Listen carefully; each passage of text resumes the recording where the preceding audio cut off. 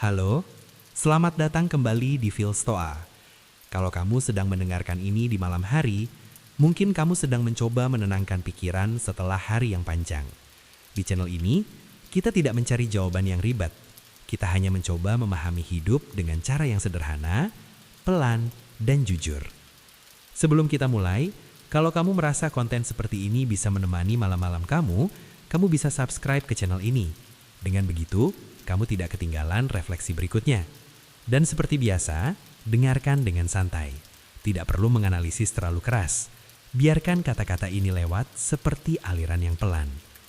Kali ini, kita akan bicara tentang satu hal yang sering kita lupakan. Kemungkinan bahwa kita sebenarnya sudah cukup. Poin 1. Kenapa kita selalu merasa kurang? Ada satu hal yang jarang kita sadari. Hampir semua kegelisahan kita datang dari rasa kurang. Kurang sukses, kurang kaya, kurang dihargai, kurang cepat, kurang dibanding orang lain.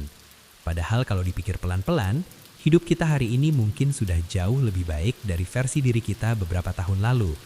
Tapi anehnya, rasa cukup itu seperti garis horizon. Semakin kita mendekat, dia semakin menjauh. Kita hidup di zaman di mana perbandingan itu terjadi setiap hari. Buka ponsel sebentar saja, kita langsung melihat kehidupan orang lain yang terlihat lebih rapi, lebih berhasil, lebih bahagia. Tanpa sadar, pikiran kita mulai berbisik, kok hidup gue nggak seperti itu ya? Dan bisikan kecil itu, kalau dibiarkan bisa ikut sampai ke malam hari. Kita berbaring di tempat tidur, tapi pikiran masih sibuk menghitung apa yang belum kita punya. Masalahnya bukan karena kita kurang, masalahnya karena kita terbiasa mengukur hidup dengan penggaris orang lain. Kesederhanaan dalam filsafat bukan berarti hidup miskin atau menolak kemajuan. Kesederhanaan itu soal cara melihat, soal menyadari bahwa nilai hidup kita tidak ditentukan oleh seberapa banyak yang kita kumpulkan, tapi seberapa dalam kita bisa menikmati apa yang sudah ada. Coba ingat hari ini, mungkin ada hal kecil yang sebenarnya menyenangkan. Secangkir kopi hangat, obrolan singkat dengan teman, udara sore yang tenang. Hal-hal sederhana ini sering kita lewatkan, karena pikiran kita terlalu sibuk mengejar sesuatu yang lebih besar. Padahal, ketenangan sering bersembunyi di hal-hal kecil yang kita anggap biasa. Malam ini, sebelum tidur, mungkin ini waktu yang tepat untuk berhenti sejenak dari perlombaan yang tidak pernah selesai itu. Tidak semua hal harus dikejar sekaligus. Tidak semua kekurangan harus diperbaiki malam ini juga. Kadang, yang kita butuhkan bukan tambahan apa-apa, hanya kemampuan untuk duduk diam dan berkata pada diri sendiri, untuk hari ini, gue sudah cukup. Dan kalimat itu, sesederhana kedengarannya, bisa jadi pintu masuk menuju ketenangan. Poin 2. Ilusi perbandingan dan beban yang kita buat sendiri. Sebagian besar tekanan dalam hidup sebenarnya bukan datang dari dunia luar, tapi dari cerita yang kita buat di dalam kepala. Kita sering merasa tertinggal, seolah ada garis finish tak terlihat yang harus kita capai sebelum usia tertentu. Karir harus begini, tabungan harus segitu, hidup harus terlihat seperti ini. Dan setiap kali kita merasa belum sampai, muncul rasa gagal yang pelan-pelan menggerogoti. Padahal, siapa yang menentukan garis finish itu? Banyak standar yang kita kejar bukan lahir dari kebutuhan asli kita, tapi dari kebiasaan membandingkan diri. Kita melihat orang lain berlari, lalu kita ikut berlari, bahkan tanpa sempat bertanya apakah arah larinya memang ingin kita tuju. Perbandingan itu seperti api kecil, sedikit bisa memberi motivasi, tapi terlalu besar bisa membakar ketenangan. Kesederhanaan mengajak kita untuk kembali ke pertanyaan dasar. Apa yang sebenarnya cukup untukku? Bukan untuk orang lain, bukan untuk ekspektasi sosial, tapi untuk hidup yang benar-benar ingin kita jalani. Setiap orang punya ritme sendiri. Ada yang menemukan jalannya lebih cepat, ada yang lebih lambat. Tapi hidup bukan lomba lari dengan satu pemenang.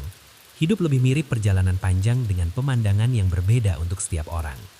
Saat kita berhenti terus-menerus membandingkan, ada ruang kosong yang tiba-tiba terasa lega. Ruang itu bisa diisi dengan perhatian pada hal-hal yang benar-benar penting. Kesehatan, hubungan, waktu istirahat, dan ketenangan batin. Malam hari adalah pengingat alami bahwa tidak semua hal perlu diselesaikan sekarang. Dunia tetap berputar bahkan saat kita tidur. Dan itu berarti kita diizinkan untuk berhenti sejenak. Tidak apa-apa jika hari ini kita belum sampai ke semua target. Tidak apa-apa jika hidup kita terlihat biasa saja. Dalam kesederhanaan itulah justru ada kebebasan. Kebebasan untuk bernapas tanpa terus dikejar bayangan orang lain. Dan saat kita menerima bahwa hidup tidak harus spektakuler untuk bermakna, beban di dada pelan-pelan terasa lebih ringan. Poin 3. Belajar menikmati yang sudah ada. Ada kecenderungan aneh dalam pikiran manusia. Kita lebih mudah melihat apa yang kurang daripada apa yang sudah cukup. Kita bisa mencapai sesuatu yang dulu sangat kita inginkan, lalu dalam waktu singkat itu terasa biasa. Pikiran langsung mencari target berikutnya, seolah kepuasan selalu bersifat sementara. Tapi kalau setiap pencapaian hanya jadi batu loncatan tanpa pernah benar-benar dinikmati, kapan kita merasa sampai? Kesederhanaan mengajarkan seni berhenti sejenak untuk merasakan.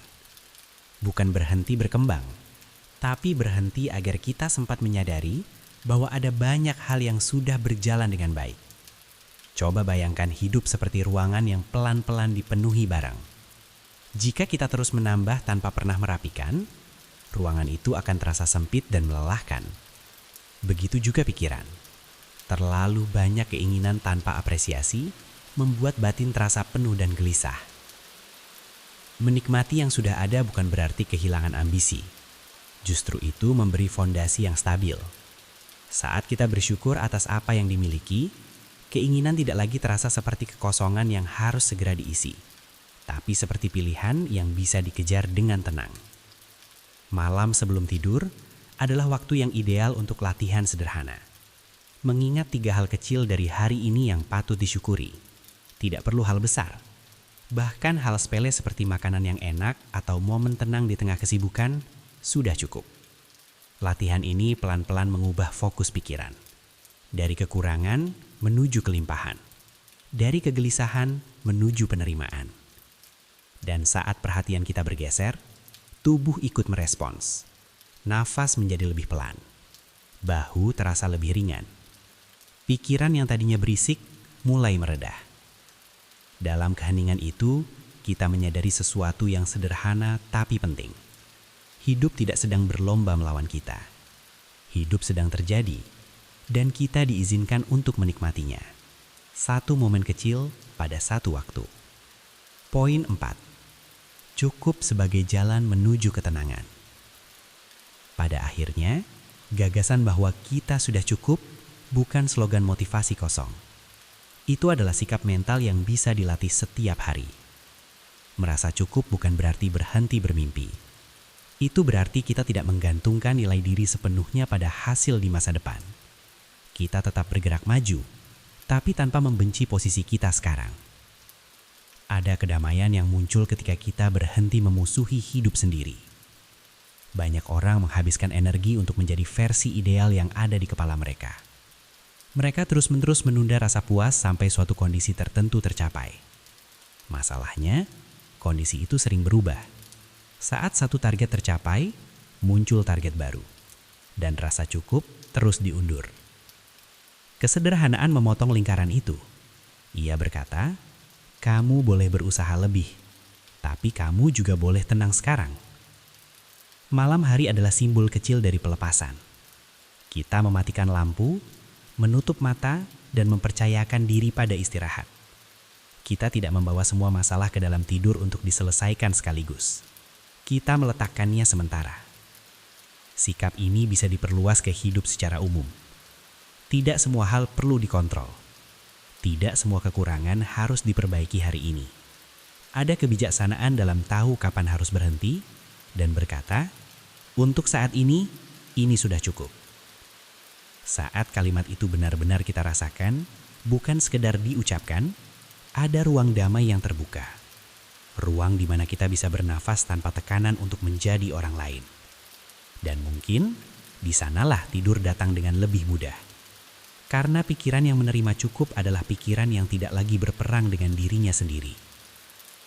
Malam ini, saat kamu bersiap memejamkan mata, tidak ada yang perlu kamu kejar lagi. Tidak ada yang harus kamu buktikan. Untuk saat ini, hidupmu sudah cukup.